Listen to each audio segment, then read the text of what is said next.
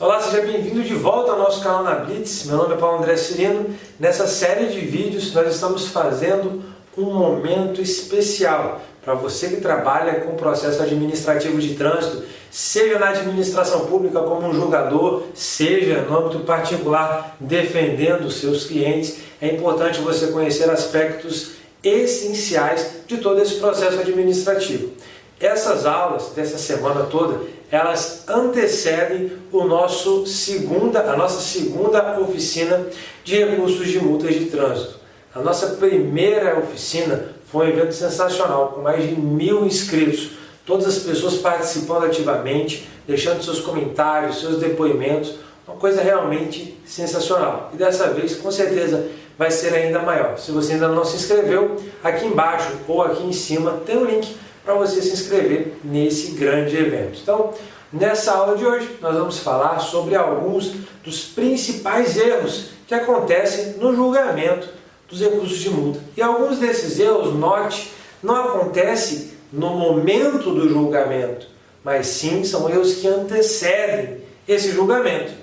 E é sobre isso que nós vamos tratar na nossa aula de hoje. Então, eu separei para vocês 5 os principais erros aí que acontecem nesse meio tempo entre julgamentos, nomeação de julgadores e por aí vai. Se você acha que tem alguns outros erros que também deveriam estar aqui, deixa seu comentário aqui embaixo. Isso é muito interessante para uma próxima aula de repente. Ok? Então vamos lá. Primeiro erro que eu separei aqui para você é o seguinte: desconhecimento das normas e princípios. Olha, quando a gente está na administração pública, fazendo parte da Comissão de Defesa Prévia, fazendo parte da Jari ou mesmo do CETRAN, todas aquelas pessoas lá, elas têm que representar com a mais absoluta certeza a nata, por assim dizer, dos julgadores, daquelas pessoas que entendem de direito de trânsito no município, no estado, na União, se for o caso também. O que eu quero dizer? Aquelas pessoas que estão lá julgando, elas serão responsáveis por falar, por exemplo, para um pai de família: olha, você errou, esse auto de infração está correto e por conta disso você não pode dirigir por tantos meses. Isso está certo. Essa pessoa ou essas pessoas têm um poder muito forte na mão e tem que saber utilizar, e para saber utilizar é necessário ter conhecimento. Então, quando elas não conhecem as normas básicas e os princípios do processo administrativo de trânsito, do direito administrativo, do direito constitucional, elas só estão lá ocupando um lugar e prejudicando não apenas um pai de família ou uma outra pessoa que ainda que não seja arrimo de família, mas tem ali o interesse legítimo de dirigir. Elas estão atrapalhando toda a coletividade, pois os administrados, muitas vezes, vão perder a fé na própria administração pública, que, diga-se de passagem, tem pessoas seríssimas e comprometidas com o conhecimento e que estão cada vez mais estudando. Posso dizer isso porque eu conheço muitas delas e me julgo uma pessoa desse grupo também. Então, um dos grandes erros é o desconhecimento das normas. Veja, será que é possível? É possível, é imaginável, é aceitável. Nós temos um julgador numa Jari, numa comissão, que não conhece, por exemplo, as resoluções do CONTRAN aplicáveis aos casos. Claro que ninguém vai conhecer todas, é impossível. Temos mais de 500 resoluções hoje aí. Mas, se eu estou trabalhando numa comissão, numa Jari, etc., eu tenho que conhecer, pelo menos, não só de ouvir falar, eu tenho que conhecer a fundo, porque eu estou fazendo um julgamento. Eu tenho que conhecer, por exemplo, a resolução 82, a 299, a resolução 619 e por aí vai. Essas principais aqui de julgamento tem que conhecer. E acredite, infelizmente, muitas pessoas que estão lá ocupando esses lugares não conhecem, não sabem nem onde encontram, pior ainda, não é verdade? Então, tem que conhecer as resoluções. Obviamente, eu tenho que conhecer o CTB. Como é que eu vou fazer um processo? Como é que eu vou julgar um processo? Participar de algo tão importante se eu sequer conheço a parte de infrações e de penalidades e de processo?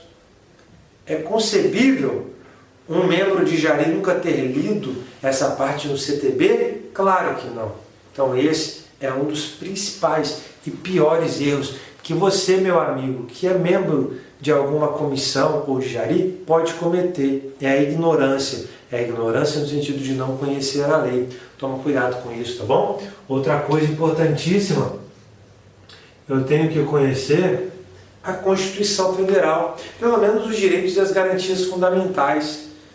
Como é que eu vou falar de um contraditório, de um direito à ampla defesa, de um devido processo legal, se você não sabe o que isso quer dizer, se você não sabe a importância disso, uma eficácia das normas, não sabe nada. Então, se você é um amigo meu, faz parte da administração pública, ainda há tempo. Mais importante do que você receber o valor que você recebe de repente por trabalhar em uma dessas comissões, mais importante é você fazer justiça. E você só vai conseguir fazer justiça quando você evitar esse primeiro erro, que é desconhecer normas e princípios. Sobre princípios, já cito. É importante lembrar, por exemplo, que um dos pilares primordiais de todo o processo é o que sustenta também o direito administrativo, é o que sustenta a administração pública. E sobre ele eu falo com muito mais tempo, inclusive no meu curso de processo administrativo de trânsito. É o princípio da supremacia do interesse público. Se você não sabe o que significa essa supremacia, não sabe como colocar ela no caso prático, no caso concreto, o que você tem que fazer para não subverter essa ordem e deixar o interesse privado acima do interesse coletivo? Se você não sabe disso, você vai cometer muitas injustiças. E por injustiças, você tem aí atos nulos, e esses atos nulos prejudicam a coletividade, e a coletividade fica contra a administração pública. Então você tem que ser responsável, conheça normas, princípios. Poderia citar todos aqui, mas se você quiser um pouquinho mais disso, dá uma olhada no artigo 37 da Constituição Federal. É a base de toda a nossa argumentação, é a base de todo o nosso trabalho. Você tem que conhecer a legalidade, diferenciar princípio, anote se você quiser, legalidade administrativa, da legalidade geral, a impessoalidade, publicidade, eficiência, a moralidade, a fundamentação, a indisponibilidade do interesse público, tantos princípios, sem eles é impossível fazer justiça. Primeiro grande erro que nós temos então, desconhecimento das normas e princípios. Muito cuidado com isso. Segundo grande erro dos julgamentos de recursos. E aqui falo com pesar também, tá? Com pesar também, muita tristeza nesse caso. Capacidade. Veja, às vezes, né, é atribuído uma responsabilidade muito grande para o julgador. Fala assim, você não sabe disso, você não correu atrás disso, daquilo outro. Tem que ter essa responsabilidade, com certeza. Mas, como pode a própria administração pública nomear, dar esse cargo para uma pessoa que, por exemplo, isso está na resolução, tá? Não é nada que inventado, está na resolução 357 do CONTRAN. Quando você tem a nomeação de membros de uma Jari que representam a sociedade, que representam as entidades de classe, e você, às vezes, tem uma pessoa ali que nunca foi julgador, que não tem formação jurídica, que nunca participou de um debate mais profundo, e aí por ela estar representando a sociedade legalmente, porque isso está na resolução do CONTRAN, ela é colocada lá para participar de um julgamento, mas ela não entende os conceitos básicos de um julgamento. E aí, nesse caso, deveria, de cima para baixo, deveria vir, por exemplo, uma ordem, tá certo? Deveria ser aí um pedido, mas eu entendo como uma ordem do CETRAN, falar, olha só, todo mundo que está aí embaixo, DR, DETRAN, municípios, prefeituras, todos vocês que têm Jari, que têm defesa prévia, vocês deverão colocar uma capacitação nos seus membros. Vocês deverão, uma vez por ano, pelo menos, fazer um curso de reciclagem com esses julgadores. Eles têm que saber o que os CETRANs estão pensando de todo o Brasil, o que o Poder Judiciário tem decidido, quais foram as inovações legislativas. É triste quando pega um processo, um recurso julgado com resoluções altamente ultrapassadas. Ou seja, pegaram modelos velhos, não sabem nem o que estão fazendo. É necessário que o poder público faça uma capacitação e dê uma maior capacidade para os membros julgadores que ela mesma colocou lá. Então esse segundo erro, na verdade, eu atribuo à administração pública. A administração pública como um todo tem sempre que fazer um investimento nos seus julgadores.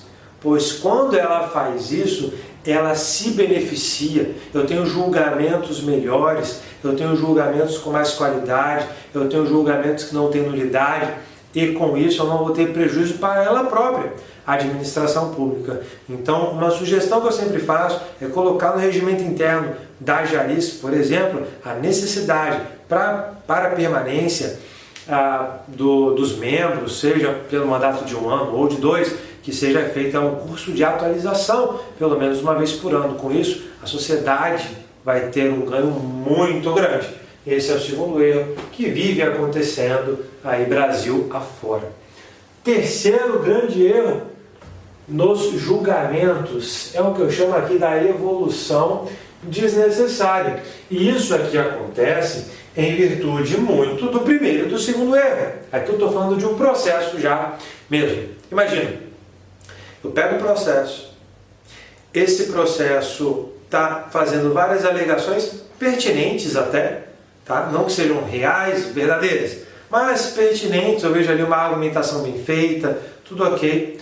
Só que o prazo final para aquele processo que eu estou olhando ter sido protocolado tinha mais de 1 ano, ou seja, ele está absolutamente intempestivo, e não é pedido de reconsideração nem nada, é um recurso, colocar recurso a Jari, e aquele processo está intempestivo já tem 1 ano.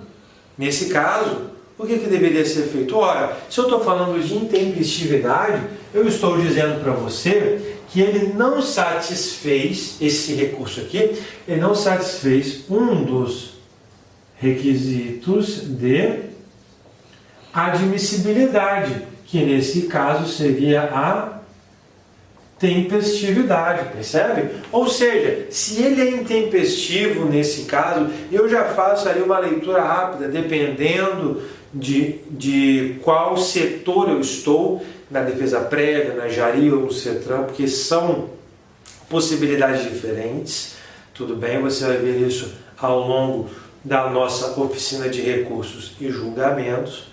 Não vou entrar aqui em virtude do nosso tempo, mas dependendo de onde eu estiver, eu posso ou não fazer uma análise de mérito, mesmo com recurso intempestivo.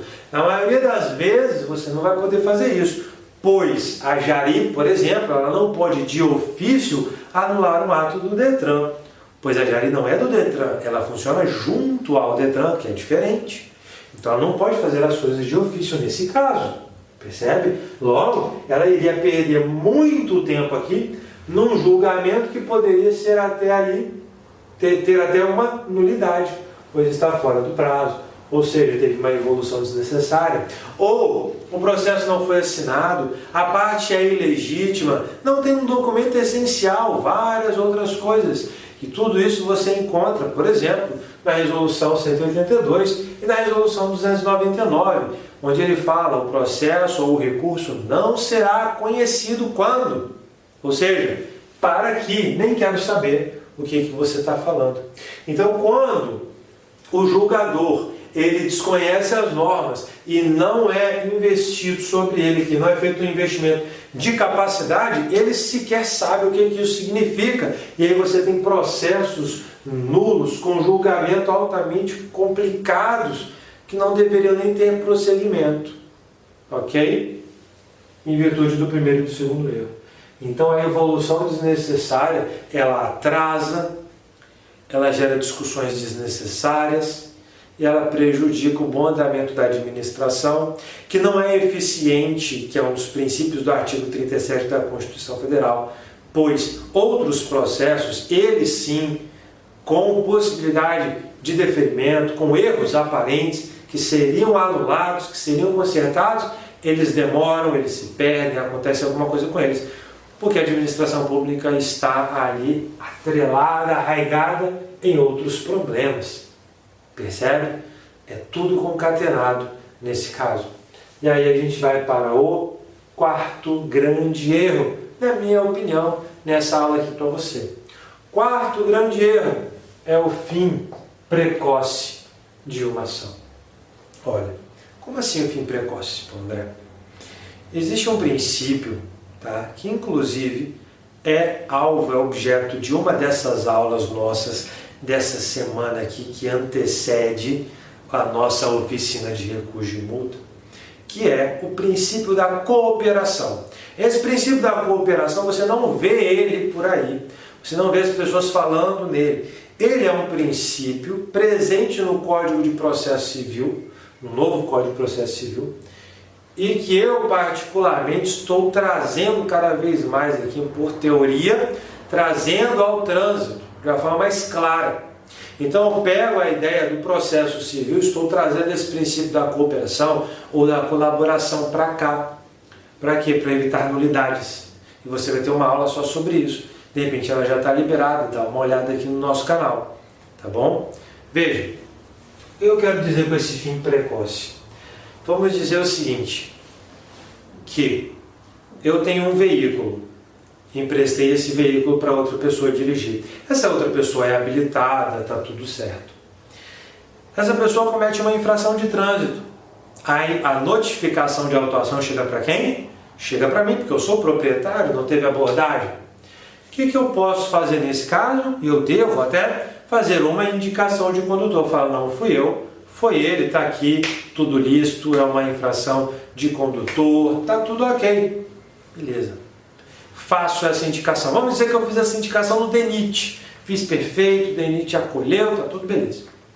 Só que, por algum erro do sistema, acontece, essa indicação de condutor não foi computada. Ou seja, ela não saiu de minha responsabilidade para ir para outra pessoa.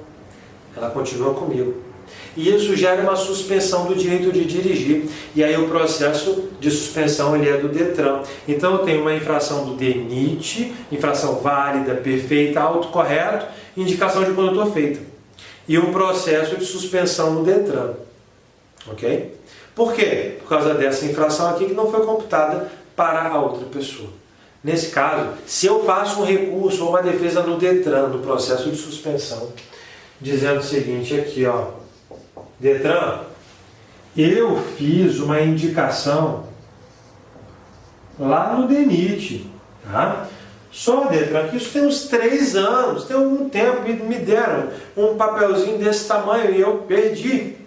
Mas eu garanto para você que eu fiz e ganhei. Ou seja, foi deferido isso para lá. Mas eu não tenho mais isso daí. O que acontece às vezes? O DETRAN aqui, ele pode falar simplesmente, não quero saber, isso aqui é do DENIT, não é meu, problema seu, se vira para lá. Pode acontecer? Pode. O que isso é? O fim precoce. Isto é uma nulidade, isto é ilegal, e na minha visão isso é até imoral. Por quê? Porque pelo princípio da cooperação, que é o que eu estou adiantando para vocês, você vai ter uma aula sobre isso, o DETRAN nesse caso deveria, e tem base legal para isso, eu te mostro lá naquela aula, o DETRAN deve, antes de finalizar esse processo de uma forma precoce, pedir informações ao DENIT. Pedir informações ao DENIT, aqui a comissão ou a Jari que seja, e falar, DENIT, tem uma indicação de condutor aí, desse cidadão, desse condutor, desse proprietário? Tem aí, DENIT? DENIT fala, tem sim, está aqui, esquecemos, ótimo. Se tem, mostrou tudo certo, o que acontece? O processo de suspensão, ele é anulado. Ah, o auto foi anulado? Não, o auto é perfeito, o processo é perfeito, gerou uma multa, vai ter pagamento de multa, vai ter perda de pontos. Eu só desloquei da pessoa, que aconteceu, na verdade, lá atrás. Eu só ratifiquei isso daqui. Mas por que isso aconteceu? Porque eu não acabei com o processo antes dizendo não quero saber, próximo processo, de forma nenhuma. Eu falei assim, eu quero informações do DENIT. O DENIT foi isso que aconteceu? Foi mesmo, ótimo. Finaliza aqui. Ou o DENIT fala, não tem isso aqui, não tem registro, não tem nada, é uma invenção. Então nesse caso, ok DENIT, obrigado. Eu vou continuar com o meu processo de suspensão. Mas isso se dá em virtude da certeza de que o processo aqui é válido, de que teve uma indicação de condutor, e eu tenho a certeza de que eu estou fazendo o julgamento correto, o julgamento correto, percebe? Essa é a diferença. E é um erro crasso quando você tem o final de um processo precoce. Erro crasso. O julgador não pode fazê-lo. Tem que observar o princípio da cooperação, que é objeto de outra aula. E o nosso quinto e talvez o pior de todos esses erros, o pior do ponto de vista judicial, principalmente, tá bom? Judicial. É claro que isso vai decorrer de tudo isso daqui que eu falei, mas isso aqui vai ter desdobramentos no âmbito judicial muito sérios. O que eu estou falando aqui? Eu estou falando do baseado em que? Como assim, Paulo André? Eu faço um recurso, boto para jari e eu coloco 5 alegações. Eu tenho 5 motivos pelos quais a multa de trânsito tem que ser arquivada ou a suspensão tem que ser anulada, qualquer coisa dessa. 5, pontuei bem distintamente esses 5. E aí você recebe um julgamento lá na sua casa, no seu escritório, que seja, falando o seguinte,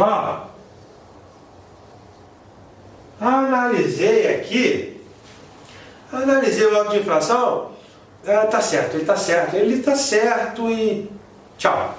Se você quiser, recorre. Este é o pior, mais vergonhoso erro que pode acontecer num processo. A pessoa faz a coroação de toda a incompetência que ela tem para estar ali ocupando um importante lugar que é de julgamento, de uma pessoa idônea, de uma pessoa imparcial, que está preocupada com a justiça e não simplesmente em ganhar algum valor no final do mês. Se eu coloco 5 alegações, você, que é colega meu, que trabalha com isso, trabalha com julgamento, você tem que falar das alegações. Você tem que, entre aspas, combatê-las. Essa está errada por conta disso, essa está errada por conta disso, essa está certa, anula. Então eu tenho que ir ponto a ponto ali, porque se eu não fizer isso, eu estou simplesmente deixando um processo nulo por falta de fundamentação. Se eu ignoro as alegações do recorrente, ou se ele me fala assim, que eu vou falar de uma forma genérica, ou vou pegar a que eu acho a mais importante. O que eu estou fazendo nesse caso? Eu estou fazendo um julgamento nulo, um julgamento sem fundamentação. Paulo André, isso acontece direto. E se você é um advogado, se você é um defensor, ok? E você falou isso para mim agora, isso acontece direto. A minha pergunta para você é, o que você tem feito ou o que você fez para mudar esse quadro? Simplesmente reclamou? Simplesmente, é assim mesmo? Ou não adianta recorrer, não adianta falar nada? Essa passividade é a responsável, a responsabilidade é sua, como advogado, como defensor em geral, a responsabilidade é sua. A passividade que esses profissionais fazem, enfrentam, adotam, é a responsável por, em muitos lugares, em muitos DETRANs, em muitas jaris, etc., até hoje ter essa vergonha, essa lástima de um julgamento sem fundamentação. O advogado faz um excelente trabalho, junta documentos, junta prova, junta tudo, e vem lá em um parágrafo e fala, analisamos, está correto o auto de infração, um abraço. O que você fez? Aonde você foi? Que medida você tomou? Nenhuma, responsabilidade é sua. Agora, se você não quer mais que isso aconteça, se você sabe que o direito, e o direito de trânsito é parte do direito também, ele é feito para ter justiça. Se você acredita na justiça, nisso que você tanto estuda, então eu te convido a fazer parte desse movimento de pessoas que levam a sério a profissão, de pessoas que não estão aqui para vender modelos, para vender brechas em lei, nada disso. Faço parte desse movimento que quer mudar a realidade do Brasil e da administração pública. Falo com você como advogado, falo com você como parte da administração pública. Estou dos dois lados e eu sei do que eu estou falando. Se você quiser fazer parte desse movimento e ter orgulho da sua profissão, ter orgulho do seu trabalho, eu te convido a fazer parte desse grupo aqui. Como é que você faz parte desse grupo? Você vai se inscrever na nossa oficina de recurso de multa, vai deixar os seus depoimentos, vai deixar lá as suas dúvidas, suas críticas, suas impressões, e nós vamos ganhar mais força ainda, pois esse movimento ele já começou.